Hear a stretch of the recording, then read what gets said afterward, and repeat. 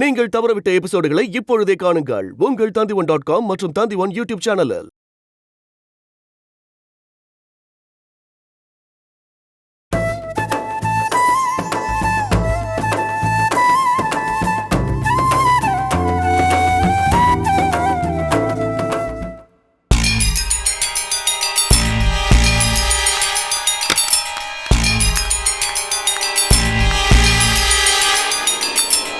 வாங்க.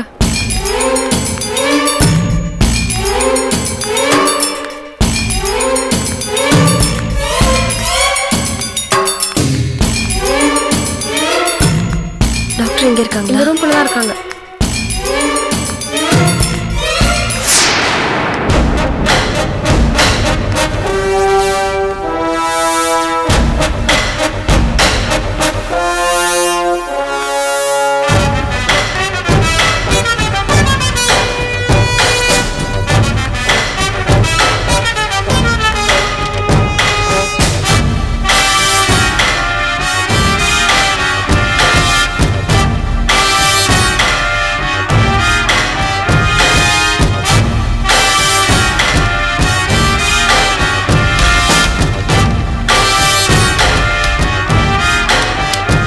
இங்கே பார் ஸ்னேகா. டாக்டர், இந்த தடவை நான் உனக்கு அபார்ஷன் பண்ணதே பெரிய விஷயம். மறுபடியும் இந்த மாதிரி அபார்ஷன்லாம் நான் பண்ணவே மாட்டேன்.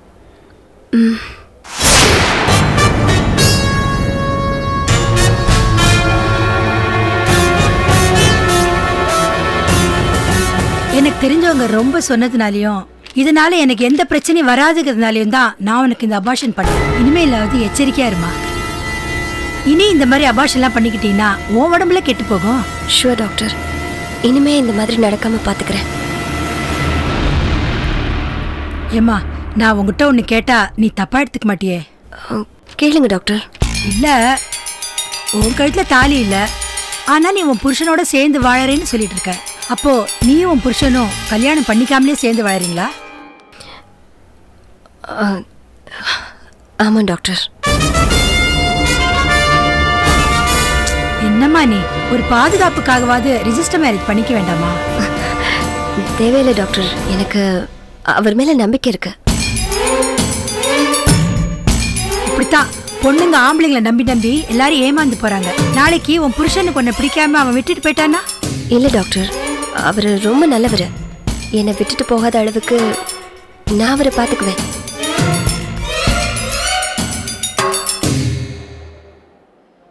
ஓகே, இதுக்கு மேல உன் பர்சனல் விஷயத்துல தலையிட நான் விரும்பல.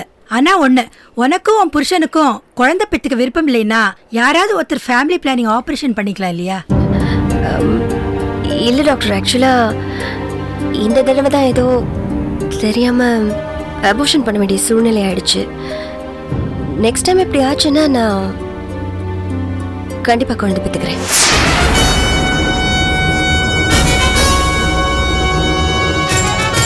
Okay, it is up to you. இந்த பிரிஸ்கிரிப்ஷன்ல இருக்கிற மெடிசன்ஸ்லாம் ஒழுங்கா சாப்பிட்டுட்டு வா. கண்டிப்பா. Take care. Thank you.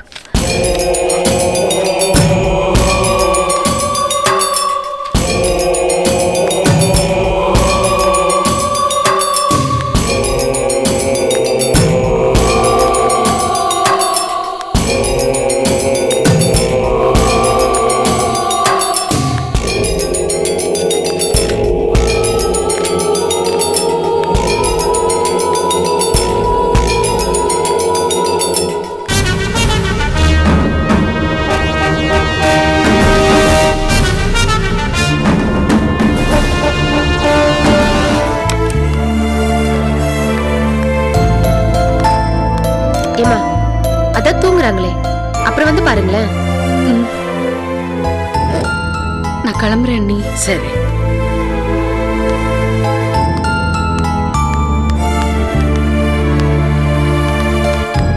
நீங்க உள்ள போங்க. சிஸ்டர், எங்க மெடிக்கல் ஷாப் எங்க இருக்கு? அந்த பக்கம்.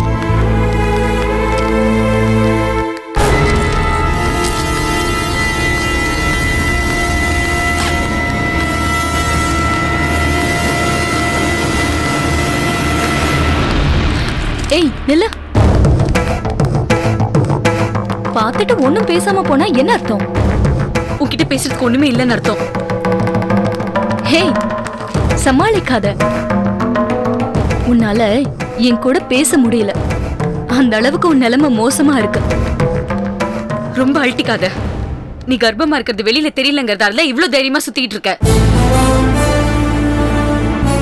எப்போ வயிறு வெளியே தெரிய ஆரம்பிக்குதோ அதுக்கப்புறம் வெளியே வர முடியாம பதுங்கி பதுங்கி திருட்டுத்தனமா ஒரு வாழ்க்கை வாழ்வல்ல, அப்போ தெரியும்டி யார் நிலைமை மோசமா இருக்குன்னு. கரெக்ட் தான். நீ சொல்ற மாதிரி குழந்தை பெத்துக்கிற வரைக்கும் என் பாடு கஷ்டம்தான். அதை நான் இல்லைன்னு சொல்லலையே. ஆனா என்னைக்கு இருந்தாலும் இந்த குழந்தைதான் என்னையும் மணியரசியும் சட்ட ரீதியா சேர்த்து வைக்க போகுது. என்ன பாக்குற? இந்த ஊரு குழந்தை இல்லாதவங்கள மதிக்காது. குழந்தை இருக்கிறவங்கள பார்த்துதான் இறக்கப்படும். இப்போதைக்கு வேணா என் சைடு வீக்கா இருக்கலாம். ஆனா நான் ஒரு குழந்தைய பெத்துக்கிட்டு அதோட ஜட்ஜ் முன்னாடி போய் நிப்பேன். தெரியாம தப்பு நடந்து போச்சு. இந்த குழந்தையோட எதிர்காலத்துக்காகவாவது இவங்களுக்கு டைவர்ஸ் கொடுத்துட்டு என்னையும் மணியரசியை சேர்த்து வச்சிருங்கன்னு அழுது புலம்புவேன். அப்புறம் ஜட்ஜே எனக்காக டைவர்ஸ் ஒத்துக்க சொல்லி உன்கிட்ட பேசுவாங்க. தீர்ப்பு கொடுக்கறவங்களே எனக்கு சாதகமா இருக்கிறப்போ தீர்ப்பு மட்டும் என்ன எனக்கு பாதகமாவா இருக்க போகுது? ஏய், இப்ப எதுக்கு சிரிக்கிற? நான் ஜோக்கா சொல்லிட்டு இருக்கேன். இல்ல நீ சீரியஸா தான் சொல்லிட்டு இருக்க. ஆனா எனக்கு தான் அது ஜோக் மாதிரி இருக்கு. இன்னும் சின்ன புள்ள மாதிரியே பேசிட்டு இருக்க. ஆள் வளர்ந்துருக்கிற மாதிரி மூளையும் இன்னும் வளரல. ஏய், இங்க பார், சும்மா கத்தாத. நீ சொல்ற மாதிரி அழுது புலம்புறவங்க பக்கம் தான் சட்டம் இருக்குன்னா யாரும் லாயர் கிட்டே போக மாட்டாங்க. நேரா ஜட்ஜ் கிட்ட போய் விதவிதமா அழுது காரியத்தை சாதிச்சிருவாங்க. நீ வேணா பாத்துட்டே இரு, கோர்ட்ல நான் தான் ஜெயிக்க போறேன். அப்படியா? இதே மாதிரி நம்பிக்கிட்டு தான் போலீஸ் ஸ்டேஷனுக்கு போனேன். எங்க மேல கம்ப்ளைண்ட்டும் கொடுத்தேன். கடைசியில என்னாச்சுன்னு பார்த்தேல்ல, போலீஸே உன பைத்தியக்காரின்னு சொல்லிடுச்சு. புத்திசாலித்தனமா போலீஸையே ஹேண்டில் பண்ண எனக்கு கோர்ட்ல எப்படி சாதிக்கணும்னு தெரியாதா? நீ என்ன பேசினாலும் உன் காரியம் நடக்காது. உன்னோட பிரச்சனை என்னன்னு தெரியுமா? அந்த நிமிஷம் நீ ஜெயிக்கணுங்கிறதுக்காக நீ என்ன பண்றேன்னே தெரியாம பின்விளைவுகளை பத்தி யோசிக்காம ஏதோ ஒண்ணு பண்ணிடுற. ஆனா அது கடைசியில உனக்கு நெகட்டிவா தான் போய் முடியும். ஏன் அந்த போலீஸ் ஸ்டேஷன் விஷயமே எடுத்துக்கோ. ஏன் அன்னைக்கு என்ன ஜெயிக்கணுங்கிறதுக்காக உனக்கும் மணியரசு மாமாக்கும் எந்த தொடர்பும் இல்லைன்னு சொன்ன. உன் கழுத்துல இருந்த தாலியவே கழட்டி எரிஞ்சிட்ட. உன் வயித்துல வளர குழந்தையும் இல்லைன்னு சொல்லி சாதிச்சிட்ட. அந்த இன்ஸ்பெக்டர் உன் பேச்ச கேட்டு என்ன பைத்தியக்காரின்னு சொல்லிட்டா. ஆனா நாளைக்கு அதே இன்ஸ்பெக்டர் எனக்கு சாட்சியா நான் கோர்ட்ல கொண்டு வந்து நிப்பாட்டினா உன் நிலைமை என்ன ஆகும்? அதை பத்தி யோசிச்சு பாத்தியா? அந்த இன்ஸ்பெக்டர் முன்னாடி நீ ஜட்ஜ் கிட்ட போய் உன் குழந்தையை காட்டி அழுது புலம்ப முடியுமா? நான் பைத்தியமான அப்ப அந்த இன்ஸ்பெக்டர் கிட்ட கேட்பேன். அவங்களே ஜட்ஜ் கிட்ட உன் ஃப்ராடுத்தனத்தை சொல்லிடுவாங்க. அதுக்கப்புறம் நீ வாழ்க்கை முழுக்க திருட்டுத்தனமா தாண்டி வாழணும். என்னதான் நீ மணியரசு பொண்டாட்டி நினைச்சுக்கிட்டாலும் எல்லாரும் உன்னை வப்பாட்டி தாண்டி சொல்வாங்க.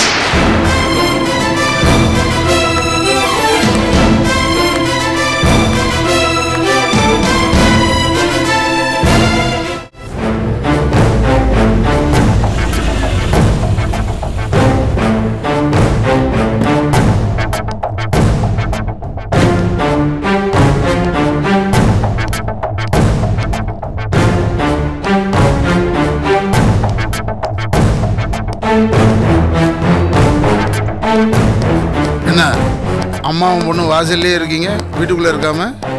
ஒரு சின்ன பொண்ணு என்ன பேச்சு பேசுறா? அந்த எரிச்சலை தாங்க முடியாம தான் இங்க வந்து உட்கார்ந்துட்டோம். யார சொல்றீங்க? வேற யாரு? நம்ம வீட்டில் ஒரு குட்டி பிசாசு இருக்கே, கவிதா, அவ்வளோதான் சொல்கிறேன். என்ன சொன்னாவ? அவ சொன்னதை கேட்டா நீங்களே கோவப்படுவீங்க. அவளோட கர்ப்பத்தை கலைக்கிறதுக்காக நான் மருந்து வாங்கிட்டு வந்தேன்னு அவ ஏற்கனவே பழி போட்டால. இப்ப செல்லம்மா ஆஸ்பத்திரியில சாக கிடக்கிறதுக்கும் நான் தான் காரணம்னு சொல்றா. எது? செல்லம்மா சாக கிடக்குறாளா? ஆமா மாப்பிள்ள, அவ சாப்பிட்ட சாப்பாடுல யாரோ விஷம் கலந்துட்டாங்களாம். அதை சாப்பிட்டுட்டு செல்லம்மா 2 நாளா உயிருக்கு போராடி இப்பதான் கண்ணை முழிச்சிருக்காளாம். நான் ஹாஸ்பிட்டலில் பார்த்தேனே. நீங்க எப்படி பாத்தீங்க? அது வந்து ஹாஸ்பிட்டலில் என் ஃப்ரெண்டு ஒருத்த அடிபட்டு கிடந்தான். அவனை பார்க்க போகும்போது பார்த்தேன். உடனே அவளை பார்த்து உருகிருப்பீங்களே. சாச்சா, நான் என்ன ரோஷம் கிட்டவனா? அவன் என்கிட்ட பேசதான் வந்தா, நான் தான் முகம் கொடுக்காம வந்துட்டேன். அவன் கர்ப்பமாக இருக்கிறதுனால ஏதோ மெடிக்கல் செக்கப்புக்கு வந்திருப்பான்னு நினச்சேன். இப்போதான் தெரியுது அவன் சீரியஸ் கண்டிஷன்ல பொழைச்சி வந்திருக்கான்னு. சரி, நீ ஏதோ சொன்னிய சொல்லு. செல்லம்மாக்கும் நாங்க தான் விஷம் வச்சோன்னு கவிதா பழி போடுறா. அவ ஏன் அப்படி சொல்றா?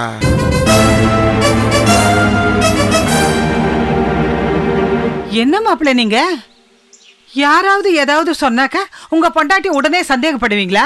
சாச்சா, நான் சந்தேகப்படல. அவ என்ன காரணத்துக்காக இதெல்லாம் சொல்றான்றதுக்காக கேட்டேன். காரணம் எல்லாம் ஒண்ணும் கிடையாதுங்க. என்ன பத்தி குறை சொல்லணும்னு சம்பந்தம் இல்லாம எதையாவது சொல்லிட்டே இருக்கா. ஆமா ஆமா, நான் கூட பார்த்தேன். சும்மா தேவையில்லாம இடையில ஏதோ சொல்லிக்கிட்டே இருக்காள. நாம அப்பவே அவளை கண்டிச்சு வச்சிருக்கணுங்க. போனா போகுதுன்னு விட்டு வச்சோம்ல, அதான் ஏதாவது பழிய சொல்லிட்டு இருக்கா. சரி, இப்ப என்ன பண்ண சொல்ற? ஒழுங்கா எல்லாருக்கும் கட்டுப்பட்டு மரியாதையா இருக்கணும்னு அவகிட்ட கண்டிஷனா சொல்லுங்க. கூப்பிடு அவளை, நான் பேசுறேன். கவிதா, அவ வீட்ல இல்ல மாப்பிள்ள, செக்கப்புக்கு போயிருக்கா. வரட்டும், நான் பேசிக்கிறேன்.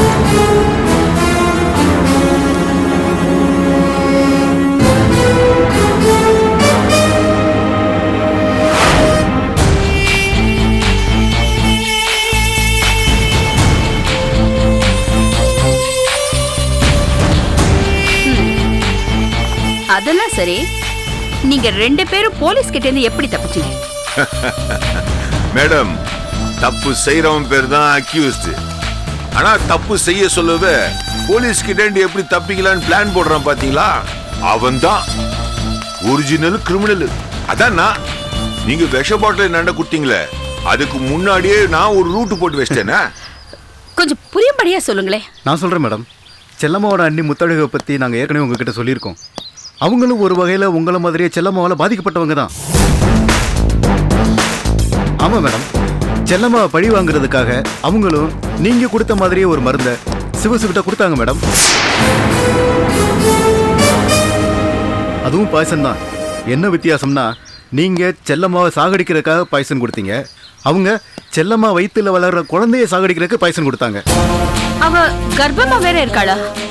மேடம், அந்த அம்மா என்னாட்ட ஒரு பாட்டில் கொடுத்தாங்க பாத்தீங்களா? அப்பதான் இந்த விஷயமே எனக்கே தெரியும். அவ கர்ப்பமா இருக்கும் போதே இவ்வளவு டார்ச்சர் கொடுத்திருக்கானா, அவளை சாதாரணமா எடை போடக்கூடாது. சரி, இந்த விஷயத்துல இருந்து நீங்க எப்படி தப்பிச்சீங்க? அது ஒண்ணு இல்ல மேடம். முத்தழகு அவங்க அம்மாவும் என்ன இந்த விஷ பாட்டில கொடுக்க சொல்ல சிவாகிறார அவர் மொபைல்ல அவங்க குடுக்கறதெல்லாம் அப்படியே வீடியோ போட்டோ புடிச்சு வச்சிட்டாரு. அதுக்கப்பால நாங்க போலீஸ்ல மாட்டதுக்கு அப்புறம் செல்லம்மாவை நாங்க உடனே பார்க்கணும்னு சொன்னோம். போலீஸ்காரனும் பர்மிஷன் கொடுத்தாங்க. செல்லம்மாவையும் போய் பார்த்தோம். ஆனா சும்மா இல்ல, இந்த வீடியோ இல்ல, அதையும் கையோட எடுத்துன்னு போனோம். அத்த அந்த அம்மாவட்ட போட்டு காமிச்சோம். செல்லம்மா முகத்துல பார்க்கணுமே சாக்க. ஏன்னா அந்த வீடியோ போட்டோல இருக்குது செல்லம்மாவோட சொந்தக்காரிங்க. நான் செல்லம்மாவோட ஒரு வார்த்தை தான் சொன்னேன், தபார் நீ எங்களை போலீஸ்ல காட்டி கொடுத்த அந்த விஷ பாட்டில கொடுத்தது அந்த முத்தழகு அவங்க அம்மா வந்தான்னு போட்டு கொடுத்துருவேன்னு. அவ்வளவுதான். செல்லம்மா சைலண்டா பேசாம கேஸ வாபஸ் வாங்க சொல்லிச்சு. ஆச்சரியமா இருக்கே, தான் வயித்துல வளர்ற குழந்தைய அழிக்க நினைச்சவங்க சொந்தக்காரங்கிற ஒரு காரணத்துக்காகவா செல்லம்மா அவங்கள போலீஸ்ல இருந்து காப்பாத்துனா? அவ அப்படிதான் மேடம். அவளுக்கு சொந்தக்காரங்களே தப்பு பண்ணா கூட அதை பெருசா நினைச்சுக்க மாட்டா. நடக்கிறது நடக்கட்டும்னு விட்டுருவா. அது இருக்கட்டும், முத்தழகா அம்மா மருந்து கொடுத்தது வீடியோ எடுத்த மாதிரி நான் உங்ககிட்ட பாய்சன் கொடுத்தது வீடியோ எடுத்திருக்கீங்களா? என்ன மேடம் எங்களை போய் சந்தேகப்படுறீங்க? எங்களுக்கு எது வேணாலும் நீ தான் நினைச்சுக்கிறோம். ஆனா ஒண்ணு, முத்தழகு வேற, நீங்க வேற. உங்களுக்கு போய் நாங்க துரோகம் பண்ணுவோமா?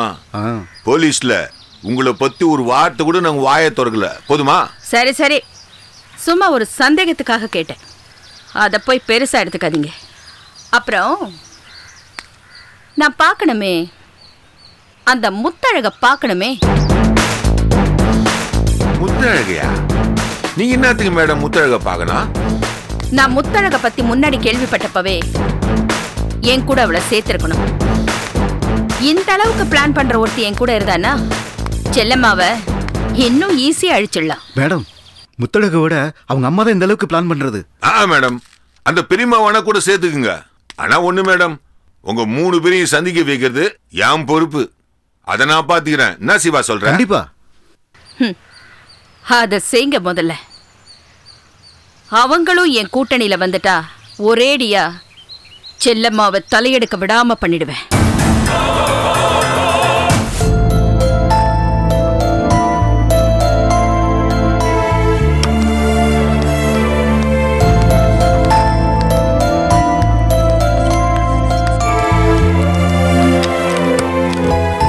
டாக்டர், ஏதோ பேசணும்னு சொன்னீங்களே.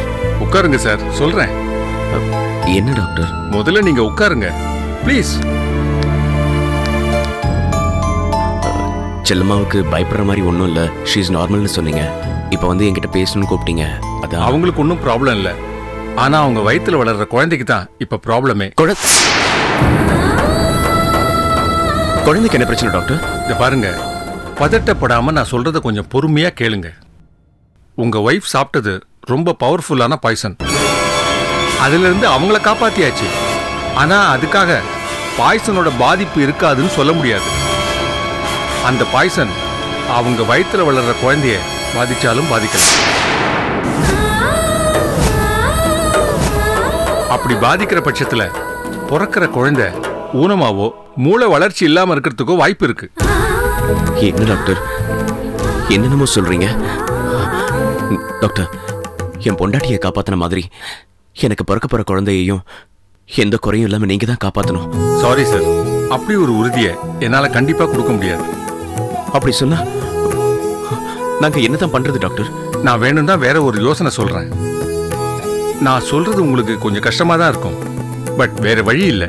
இந்த யோசனையை நான் ஒரு டாக்டரா சொல்லல, உங்களை ஒரு ஃப்ரெண்டா நினைச்சு தான் சொல்றேன்.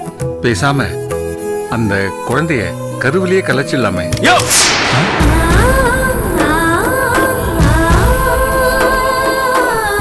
வேண்டாம் சார், தயவு செஞ்சு அப்படிலாம் பேசாதீங்க ப்ளீஸ். ஏன் சார் டென்ஷன் ஆகுறீங்க? உட்காருங்க ப்ளீஸ், உட்காருங்க. Sorry sir, sorry. இப்படி டென்ஷன் ஆகுற நீங்க நாளைக்கு குழந்தை ஊனமா பிறந்துச்சுன்னா ஏன் என்கிட்ட முன்னாடியே சொல்லலன்னு நீங்க என்ன கேள்வி கேட்பீங்க. அதனால தான் இப்பவே நடக்க போற விஷயத்தையும் அதை தடுக்கிறதுக்கு என்ன வழியும்னு சொல்றேன். அவ்வளவுதான். இந்த குழந்தை போனாலும் பின்னாடி உங்க 2 பேருக்கும் குழந்தை பிறக்காமல போயிடும். டாக்டர், இந்த குழந்தை பாக்கியம் கிடைக்கிறதுக்கு எங்களுக்கு 12 வருஷம் ஆச்சு. அது மட்டும் இல்ல, பிரிஞ்சு நாங்க 2 பேரும் சேர்ந்ததே இந்த குழந்தையாலதான். எப்படி டாக்டர் எங்களால கலைக்க முடியும்? உங்க ஃபீலிங்ஸ் புரியுது சார். நாளைக்கு அந்த குழந்தை ஊனமா பிறக்கிறதுக்கு 80% வாய்ப்பு இருக்கு.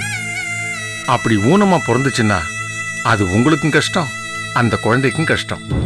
கொஞ்சம் பிராக்டிக்கலா யோசிச்சு பாருங்க சார், நான் சொல்றது உங்களுக்கே புரியும். டாக்டர், நீங்க குழந்தை பிறந்ததுக்கு அப்புறம் வர கஷ்டத்தை பத்தி சொல்றீங்க.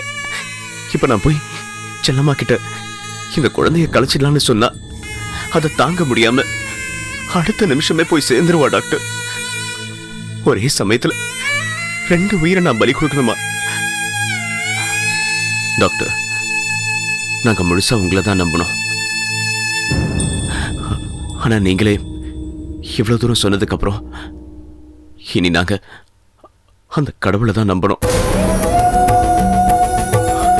ஏன் டாக்டர், ஏதோ மெடிக்கல் மிராக்கிள்னு சொல்லுவீங்களே, அந்த மாதிரி ஏதாவது ஒரு அதிசயம் எங்க குழந்தை விஷயத்துல நடக்காமலா போயிடும்? வேணாம் டாக்டர், எங்க குழந்தைய கலைக்க வேண்டாம். அது எப்படி பிறந்தாலும் அதை நாங்க முழு மனசோட ஏத்துக்கிறோம். சரி, நீங்க இவ்வளவு உறுதியா சொல்லும்போது நான் சொல்றதுக்கு என்ன இருக்கு? நடக்கிறது நல்லபடியா நடக்கட்டும். வரேன் டாக்டர்.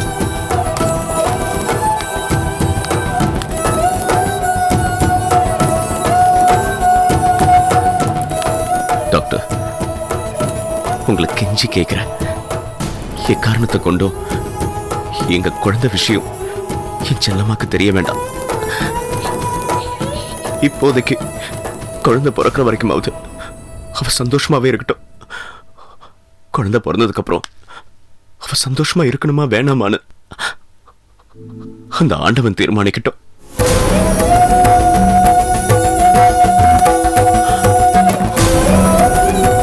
வரேன் டாக்டர்.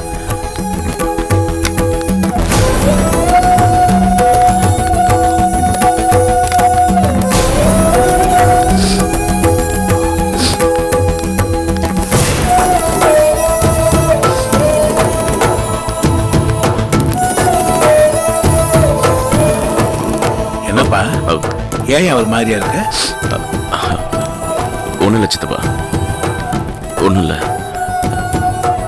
என் மனசில் ஒன்று பட்டுச்சு, அதுலேருந்தே என் மனசு சரியில்லை. என்னப்பா சொல்ற? கொஞ்சம் புரியுற மாதிரி சொல்லு. சித்தப்பா, மறுபாடு வச்ச வீட்டுக்கு செல்லம்மா போயிடக்கூடாது. அவகிட்ட நம்ம சொல்லி கேட்காம நம்மளையும் கூட அழைச்சிட்டு போயிட்டா. அந்த சாமி குத்தத்தினால தான் அவளுக்கு இப்படிலாம் ஆயிருக்குமோன்னு எனக்கு ரொம்ப பயமா இருக்கு. என்னடா பைத்தியக்காரத்தனமா பேசிட்டு இருக்க? அதான் செல்லம்மா பழிச்சுட்டால, அப்புறம் ஏன் பயப்படுற? அவ பிடிச்சிக்கிட்டா, ஆனா என்ன ஆனால் நிறுத்திட்டு என்ன?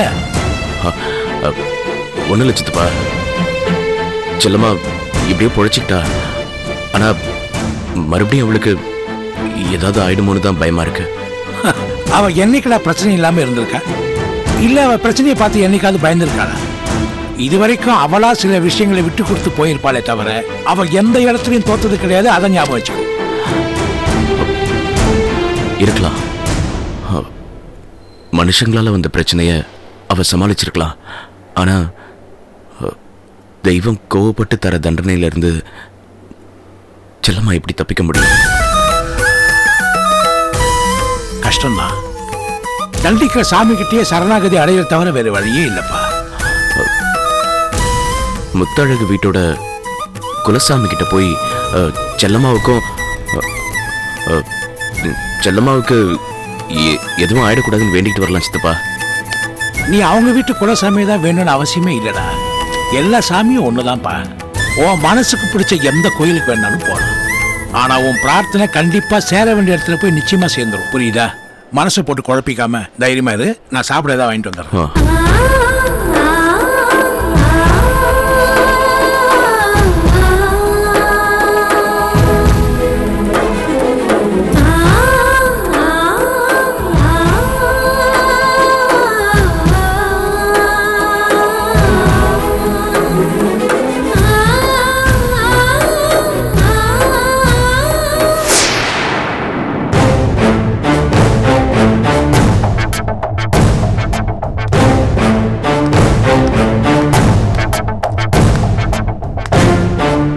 கவிதா, நெல்லு.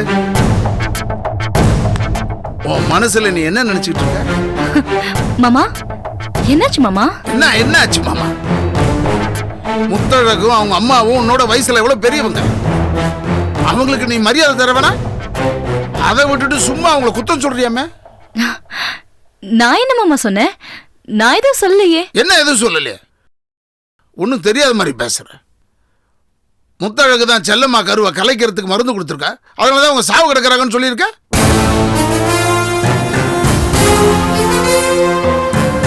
என்ன பதிலே காணா? பதில் சொல்லு. இல்ல மாமா, அது வந்து என்ன இல்ல மாமா நொல்ல மாமா? இதுக்கு முன்னாடி இப்படிதான் உன் கர்ப்பத்தை கலைக்கிறதுக்கு என் பொண்டாட்டி மருந்து கொடுத்தான்னு சொன்னேன். அதுக்கப்புறம் என்னடானா இப்ப செல்லம்மாவுடைய கர்ப்பத்தை கலைக்கிறதுக்கு என் பொண்டாட்டி மருந்து கொடுத்துருக்கான்னு சொல்லியிருக்க. உனக்கு என்ன பைத்தியமா பிடிச்சு போச்சு? மாமா, நான் சொல்றத கொஞ்சம் கேளுங்க, அப்புறம் முடிவு பண்ணி பேசுங்க. என்ன நீ சொல்றத நான் கேட்க? சின்ன பொண்ணு நீ. இந்த மாதிரி பைத்தியக்காரத்தனமா நடந்துகிட்ட இந்த வீட்லயே இருக்க முடியாது.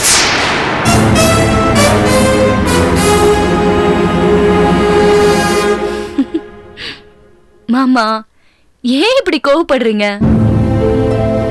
உங்களுக்கு கோவம் வருதுனால உங்களுக்கு தான் நஷ்டம் வரும். என்ன என்ன எனக்கு நஷ்டம் வரும்? அது என்னமோ தெரியல மாமா. நான் தேடி போலேனா கூட உங்களை பத்தின ரகசியம் என்ன தேடி வருது. நான் பாட்டுக்கு மெடிக்கல் செக்கப்காக ஹாஸ்பிட்டலுக்கு போனேன். அங்க போனா உங்க கூட கோயிலுக்கு வந்திருந்தாங்களே ஒரு அக்கா, அவங்களும் ஹாஸ்பிட்டலுக்கு வந்திருந்தாங்க.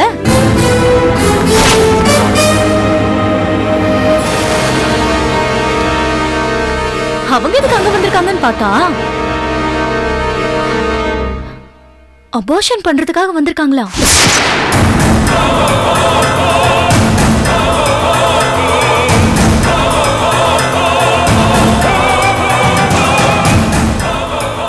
அதுக்கப்புறம் தான் உங்க திருவிளையாடலே எனக்கு தெரிஞ்சது.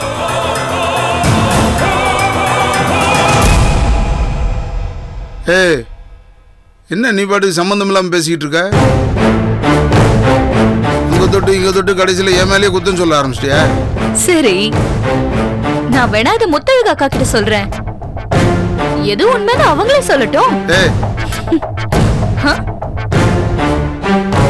உங்க பொண்டாட்டிய பத்தி உங்களுக்கு நல்லா தெரியும், எனக்கும் நல்லாவே தெரியும். அவங்களுக்கு ஒருத்தர் பிடிக்காம போயிட்டா எப்படி எல்லாம் கங்கணம் கட்டி காலி பண்ணுவாங்கன்னு எனக்கு நல்லா தெரியும். இப்போ உங்ககிட்ட என்ன பத்தி சொன்னாங்களே, அது கூட அப்படிதான்.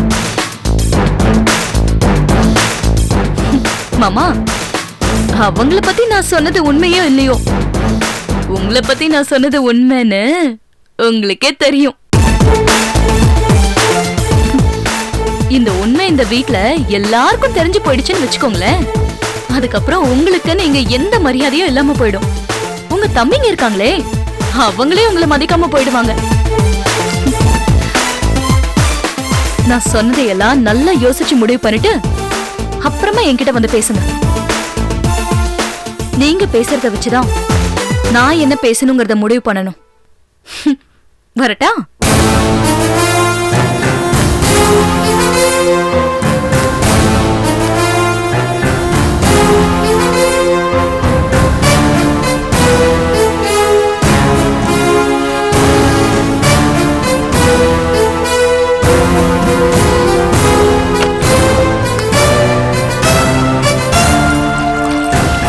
ஏமா கவிதா, மாமா உங்ககிட்ட ஏதோ பேசணும்ன்றாரு, என்னன்னு போய் கேளு. நாங்க எல்லாத்தையும் வெளியிலேயே பேசிட்டோம். இப்ப நீங்க போய் அவர்கிட்ட கேட்டீங்கன்னா அவர் என்ன பத்தி என்ன முடிவு பண்ணாருன்னு உங்களுக்கே தெரியும். போங்க போய் கேளுங்க. என்ன தென்னாவட்டா சிரிச்சிட்டு போறா? வா, நாம போய் என்னன்னு கேட்போம். வா.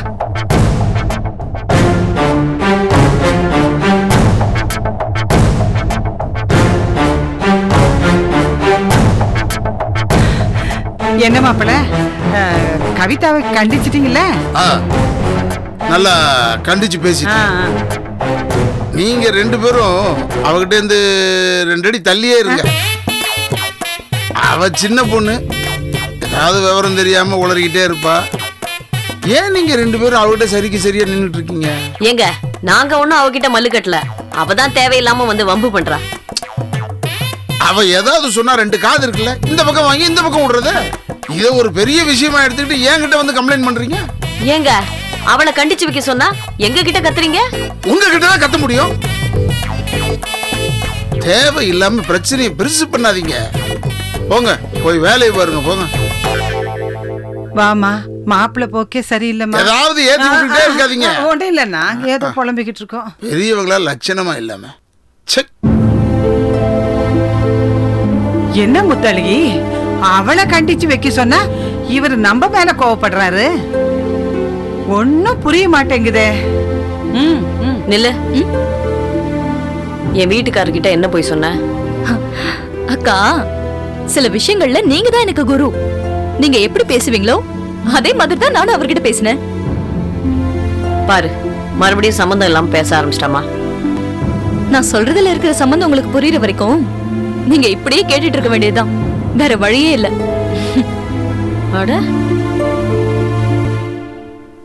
ஏமா, இவ சொல்றது ஏதாவது உனக்கு புரியுதா? நல்லா புரியுது.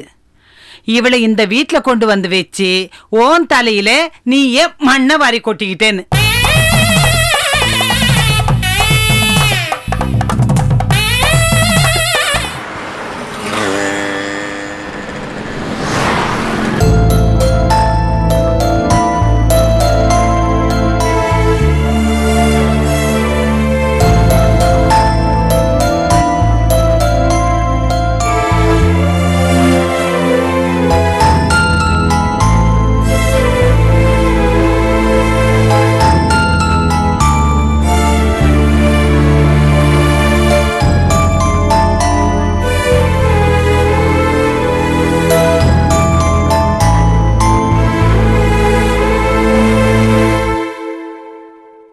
இந்த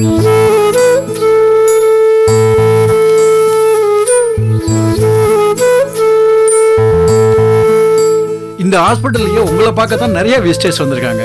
டாக்டர், நாங்க ரொம்ப கம்மி. இவங்க கார்மெண்ட்ஸ்ல வேலை செய்யற எல்லாருமே இவங்களை பார்க்கணும்னு ஆர்வமா இருந்தாங்க. அவங்க எல்லாரும் வந்தா இவங்களுக்கு டிஸ்டர்பா இருக்குன்னு தான் நாங்க வர வேண்டாம்னு சொல்லிட்டோம். செல்லம்மாக்கு மட்டும் இல்லைங்க, இங்க இருக்கிற எல்லாருக்குமே கஷ்டமாயிடும். டாக்டர், எப்ப டிஸ்சார்ஜ் பண்ண போறீங்க? நான் இப்ப வந்ததே டிஸ்சார்ஜ் பண்ணிக்கலாம்னு சொல்லத்தான்.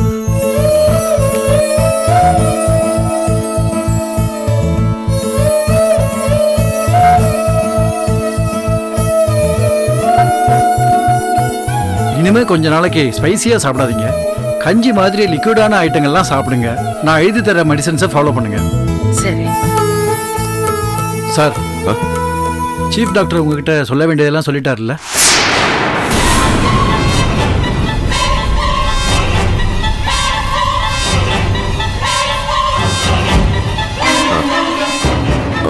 சொல்லிட்டாரு. சொன்னாரு டாக்டர். சரி, பத்திரமா பாத்துக்குங்க. நான் கிளம்புறேன். சரி டாக்டர். மாப்ள, பெரிய டாக்டர் என்ன சொன்னார் உங்ககிட்ட? ஒன்றும் இல்லை மாமா, செல்லம்மாவை இனிமே எப்படிலாம் பார்த்துக்கணும், என்னெல்லாம் சாப்பிடணும்னு இன்ஸ்ட்ரக்ஷன் கொடுத்தாரு, அவ்வளோதான். சரி, எல்லாத்தையும் எடுத்து வைங்க, நான் போய் பில் செட்டில் பண்ணிட்டேன். ஐயோ, நீங்க எதுக்கு சார்? மாமா, நீங்க போய் பில் இருங்க. தெரிஞ்சோ தெரியாமலோ என்னால தான் இதெல்லாம் நடந்தது. நீங்க பட்ட வேதனை என்னால ஈடுகட்ட முடியாது. பில்லையாவது செட்டில் பண்றேன். சார், தயவு செஞ்சு நீங்க அப்படி பேசாதீங்க. நடந்ததுக்கு நீங்க எந்த விதத்திலயும் காரணம் இல்லை. நீங்க சொல்றது ரொம்ப சந்தோஷமா இருந்தாலும் நானே பில் செட்டில் பண்ணிடுறேன். சார், ஐயோ வாசு, என்ன வாசு? சார் அப்படிதாங்க, அவர் ஒண்ணு முடிவு பண்ணிட்டா அதை தான் செய்வாரு. சரி, புறப்படலாமா? போலாமா? எல்லாத்தையும் வா.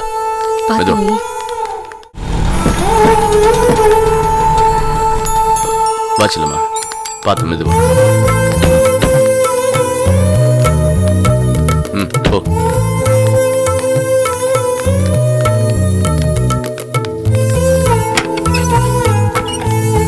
வா, போய் உட்காரு.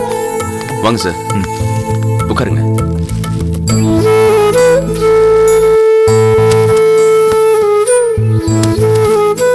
சாருக்கு ஏதாவது சாப்பிட அதெல்லாம் ஒண்ணும் வேண்டாம்.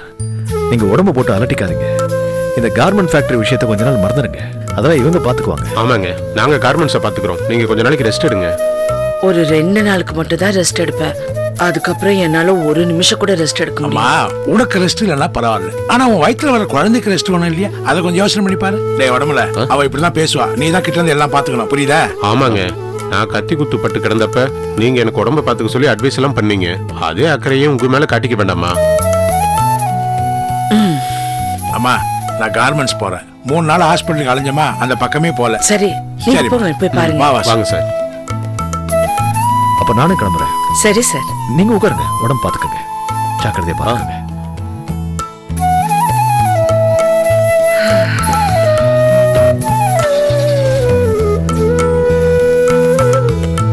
செல்லம்மா. என்னங்க? நான் உன்கிட்ட ஒண்ணு கேட்கணும். சொல்லுங்க. சாப்பாட்டுல விஷம் இருக்குன்னு தெரிஞ்சுதான் சாப்பிட்டியா? தெரிஞ்சுதான் சாப்பிட்டேன்.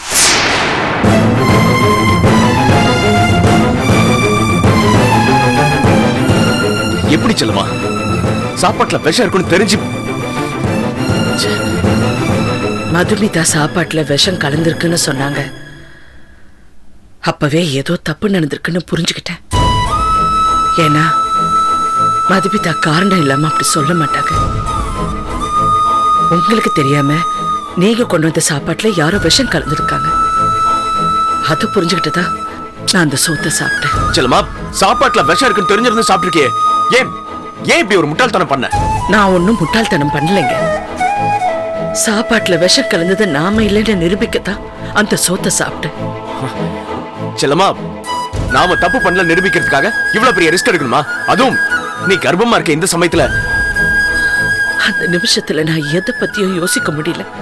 என்ன பொறுத்த வரைக்கும் நம்ம மேல எந்த தப்பும் இல்லைன்னு நிரூபிக்கணும். அதனாலதான் உயிரே போகட்டும்னு துணிஞ்சு அந்த சோத்தை சாப்பிட்டேன். ஐயோ செல்லம்மா, உனக்கு முன்னாடி அந்த சாப்பாடை நான் சாப்பிட போனே, அதை ஏன் தடுத்த? நான் சாப்பிட்டு நிரூபிக்க கூடாதா? எப்படிங்க? ஏன் கண்ணு முன்னாடி நீங்க விஷம் சாப்பிடுறத நான் எப்படிங்க பாத்துக்கிட்டு சும்மா இருக்க முடியும்?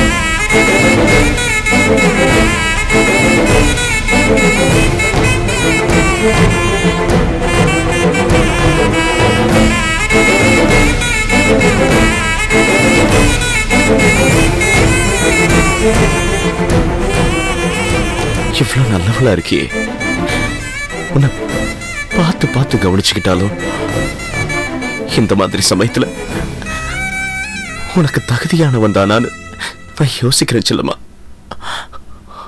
ஏங்க அப்படி சொல்றீங்க? உங்களை மாதிரி ஒரு நல்ல புருஷன் வேற எந்த பொண்ணுக்கு கிடைக்கும்னு சொல்லுங்க.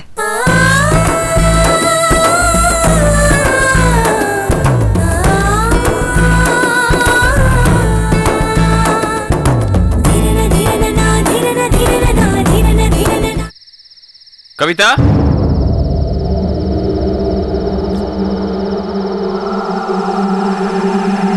கவிதா,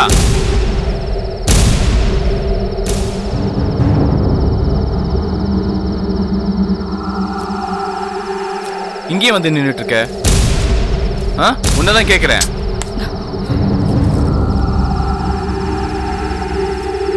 என்னாச்சு?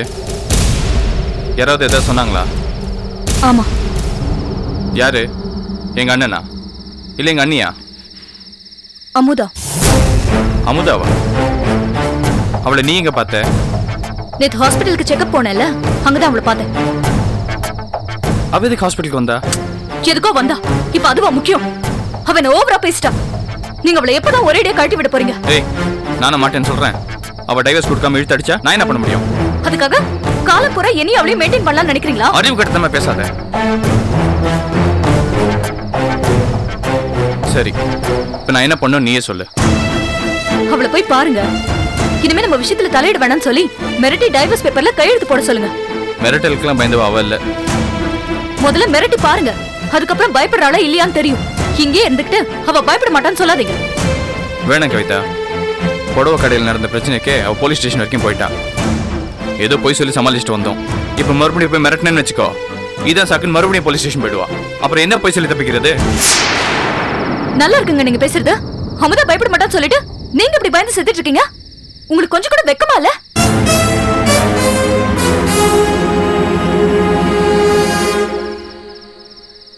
நீங்க அவளுக்கு பயப்படுறீங்கன்னு தெரிஞ்சா அவ இன்னும் ஆட ஆரம்பிச்சிடுவா. என்ன ஆனாலும் சரி, நீங்க அவளை போய் பாக்குறீங்க, எப்படியாவது டைவர்ஸ் பேப்பர்ல கையெழுத்து வாங்குறீங்க.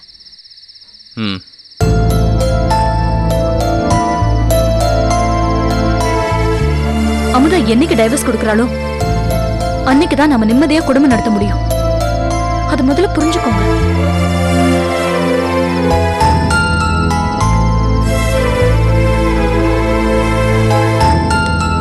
சரி வாங்க. நீ போ.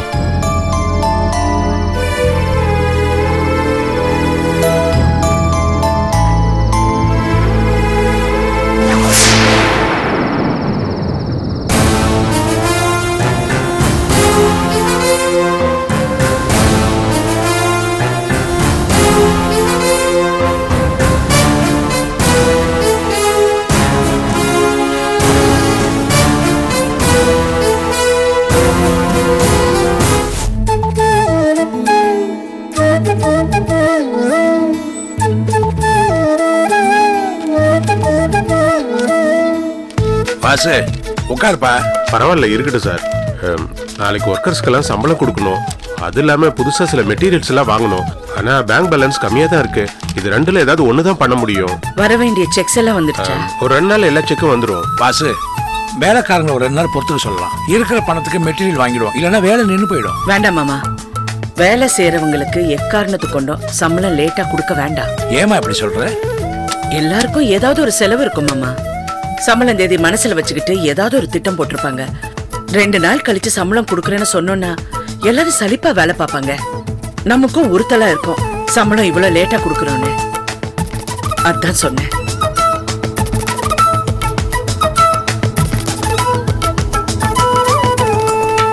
வாசு, மெட்டீரியல்ஸ் 2 நாள் கழிச்சு வாங்குறதுனால ஒன்னும் பெருசா பாதிப்பு இருக்காதுல்ல? அந்த அளவுக்கு பாதிப்பு இருக்காது. வேணா இப்போதைக்கு கொஞ்சமா மெட்டீரியல்ஸ் வாங்கி சமாளிச்சுக்கலாம். முதல்ல அது செய்யுங்க. சரிங்க. செல்லம்மா, உன்னை நினைச்சா எனக்கு ரொம்ப பெருமையா இருக்குமா. ஒரு நல்ல வியாபாரியா இருக்கணும்னு நினைக்காம ஒரு நல்ல முதலாளியா இருக்கணும்னு நினைக்கிற பாரு. அதனாலதான் ஒர்க்கர்ஸ்க்கு சம்பளத்தை தள்ளி போடாம உடனே கொடுக்கணும்னு நினைக்கிறேன். ஆனா அப்படி இருக்கிறது உனக்கு லாபம் தரும்னு நினைக்கிறிய? மனசாட்சியை திருப்திப்படுத்தாத எந்த லாபமும் பாவ கணக்குல தான் போய் சேரும். அது மட்டும் இல்ல, என்ன பொறுத்த வரைக்கும் ஒரு நல்ல முதலாளியா இருந்தா போதும், நம்ம பண்ற பிசினஸ் நல்லபடியா நடக்கும். சரியா சொல்லம்மா. செல்லம்மா, நீ 4 நாளா கார்மெண்ட்ஸ்க்கு வராதனால வேலை பாக்குறவங்க எல்லாம் உன்னை பார்க்கணும்னு துடிக்கிறாங்க. அதனால இப்ப மேடம் எப்படி இருக்காங்க, அவங்க நல்லா இருக்காங்களா, எப்போ வருவாங்கன்னு கேட்டுக்கிட்டே இருக்காங்கம்மா. நீ ஒர்க்கர்ஸ் மேல ரொம்ப அக்கறையா இருக்க, அவங்க உன் மேல அளவு கடந்த பாசமா இருக்காங்கம்மா. காலேஜில் நீங்க கேண்டீன் நடத்தும் போது ஸ்டூடெண்ட் உங்களோட அருமையை புரிஞ்சுக்கல. ஆனா கார்மெண்ட்ஸ்ல இருக்கிற ஒர்க்கர்ஸ் எல்லாமே உங்களோட அருமையை புரிஞ்சுக்கிட்டாங்க.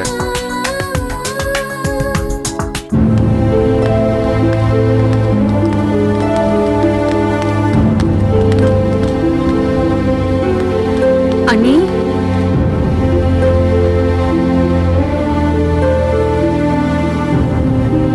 வா அமுதா, என்ன இந்த நேரத்துல? உங்ககிட்ட ஒரு விஷயம் சொல்லலான்னு வந்தேன். பரவாயில்ல, வாசு நம்ம ஆளுதான். என்ன விஷயம்? ஹாஸ்பிட்டல்லயே சொல்லிருப்பேன், அங்க சொல்லி உங்களை டென்ஷன் படுத்த வேண்டாமேன்னு தான் இப்போ இங்க வந்தேன். என்ன டென்ஷன் பண்ற அளவுக்கு என்ன விஷயம்? நீங்க அட்மிட் ஆயிருந்த ஹாஸ்பிட்டல்ல கவிதாவை பார்த்தேன். கவிதாவா? ஹாஸ்பிட்டலுக்கு எதுக்கு வந்தா? அவதான் கர்ப்பமா இருக்கால, அதான் செக்கப்காக வந்திருந்தா.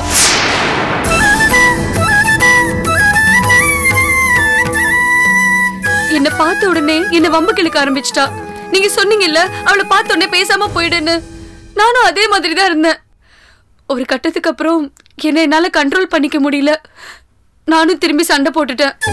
என்ன நீ உன்னை வெறுப்பேத்துறதுக்காகவே அவ அப்படி நடந்துக்கிற, நீயும் திரும்ப திரும்ப அவ நினைக்கிற மாதிரியே நடந்துக்கிற. செல்லம்மா, அந்த கவிதாவை நம்ம கண்டிச்சே ஆகணும். அமுதாவுக்காக பேசுறதுக்கு யாரும் இல்லைங்கிற தைரியத்தில் தானே அவ இந்த ஆட்டம் ஆடுறா. மாமா, அவ ரொம்ப சாமர்த்தியமா இருக்கிறதா நினைச்சு நடந்துக்கிறா. அதனாலதான் யாரையும் மதிக்காம தூக்கி எறிஞ்சு பேசிட்டு இருக்க. அப்படியே பண்ணிட்டு இருந்தா எல்லாரும் அவளை வெறுத்துருவாங்க. அப்புறம் பாருங்க, யாரோடைய ஆதரவோ இல்லாம தனியா நின்னு கஷ்டப்பட போற. அதுக்காக அவளை கண்டிக்காம இருக்க சொல்றியா? தப்ப திருத்தி தண்டனையில இருந்து தப்பிக்கிறது ஒரு ரகம், எல்லா தப்பையும் பண்ணிட்டு தண்டனை அனுபவிச்சுட்டு புலம்பிட்டு இருக்கிறது இன்னொரு ரகம். கவிதா 2வது ரகம். நீ வேணா பாரு, கண்டிப்பா ஒரு நாள் ஆண்டவன் அவளை தண்டிக்க தான் போறா. அதுக்குள்ள எதுக்கு அவளை போய் திருத்திக்கிட்டு விடுங்க. இங்க பாரு, உனக்கு ஒரு விஷயத்தை தான் திரும்ப திரும்ப சொல்லிட்டு இருக்கேன். இன்னொரு தடவை அவளை பார்த்தா அவ என்ன பேசினாலும் சரி, காதல வாங்காம கேர் பண்ணாம போய்கிட்டே இரு. நீ போ, ஒரு 2 வாட்டி அப்படி பண்ணு, அவளை செருப்பால அடிச்ச மாதிரி இருக்கும்.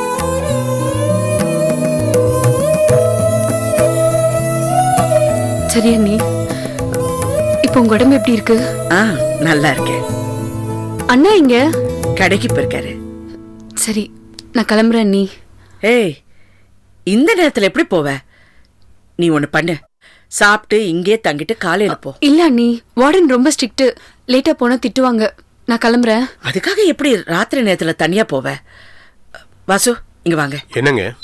ஒரு சின்ன ஹெல்ப், அமுதாவை கொண்டு போய் ஹாஸ்டல்ல டிராப் பண்ணிடுங்க. இல்ல வேண்டாம், நான் ஹோட்டல்லயே போய்க்கிறேன். வாசுவோட போறதுக்கு சங்கடப்படுறியா? அமுதா, வாசு நம்ம வீட்டு பையம்மா, அதனால எந்த பிரச்சனையும் வராது. சங்கடப்படாம போ. வாசு, ராத்திரி நேரத்துல எல்லாம் தனியா போகாத. வாசு கூட வரட்டும், நீ போ. எங்க அந்த அக்கவுண்ட்ஸ் எல்லாம் பாத்துட்டீங்களா? பாத்துட்டு எடுத்து சரிங்க. சரி, சொன்னதை ஞாபகம் வச்சுக்க. வரேன் நீ. சரி, பாத்து போங்க. இந்த புக்கை கொஞ்சம் பிடிங்க.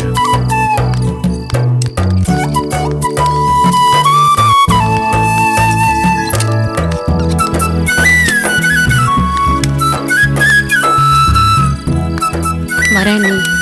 வாமா.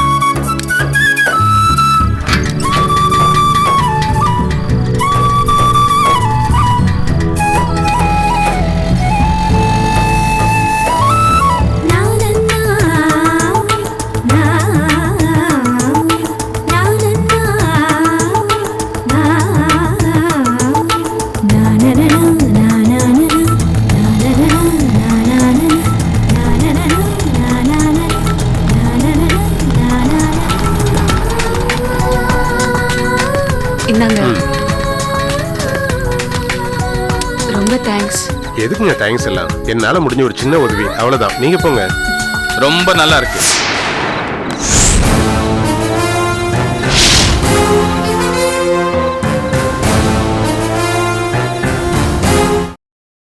Catch us on TV, Tandivan.com, Facebook and YouTube.